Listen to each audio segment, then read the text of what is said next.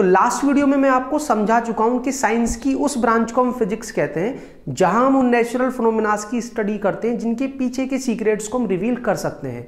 अब सवाल ये उठता है कि हमने किसी एक नेचुरल फिनोमेना को गवर्न करने वाले लॉस को एक्सप्लेन कर भी दिया तो उसमें आपका और मेरा क्या फायदा है, तो उसमें आपका और हमारा भी फायदा है। कैसे, वो समझने के लिए चलिए बिना टाइम बर्बाद किए शुरू करते हैं आज के इस वीडियो को।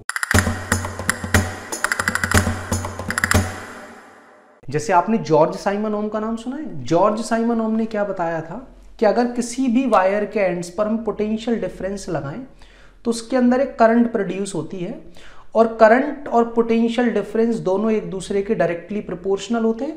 प्रोपोर्शनैलिटी का साइन हटाने पर एक कांस्टेंट आता है जिसे कहते हैं रेजिस्टेंस। लेकिन इसी ओम्स लॉ के कॉन्सेप्ट का यूज करके थॉमस अल्वा एडिसन ने क्या बनाया, बल्ब। तो हमारे काम का ओम्स लॉ नहीं है, हमारे काम का है बल्ब। लेकिन वो टेक्नोलॉजी तभी आ सकती है जब फिजिक्स में कोई इन्वेंशन हो या कोई नया कॉन्सेप्ट आए। तो हर बार जब भी फिजिक्स में कोई नया इन्वेंशन होता है हमारी लाइफ का कंफर्ट सुधर जाता है। अब देखिए होता क्या है कि जो टेक्नोलॉजी आई आगे चलकर उसमें दिक्कतें आनी शुरू हो जाती हैं। जैसे थॉमस अल्वा एडिसन ने बल्ब को इन्वेंट कर तो दिया, बल्ब होता था 100 वॉट का, 200 वॉट का, लेकिन इतनी हाई पावर अगर हम लाइट या कहें रोशनी प्रोड्यूस करने में खर्च करेंगे तो बाकी डिवाइसेस को कैसे चलाएंगे। तो अब दिक्कत आई इस टेक्नोलॉजी में, तो हम दोबारा से कहाँ गए, फिजिक्स पर।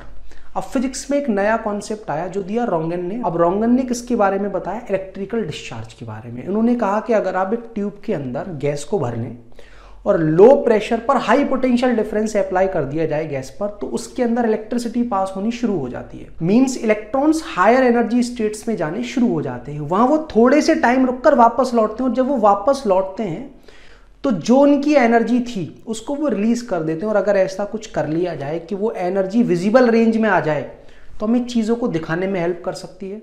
तो इसी पर बेस्ड डिवाइस बनाई गई कौन सी, CFL। तो CFL आपने देखी होंगी, वो होती थी 40 वॉट की, 20 वॉट की। फिर आगे चलकर देखा गया कि 40 वॉट या 20 वॉट्स भी ज्यादा पावर कंजम्पशन है। तो फिर से हम दोबारा कहां गए, फिजिक्स पर।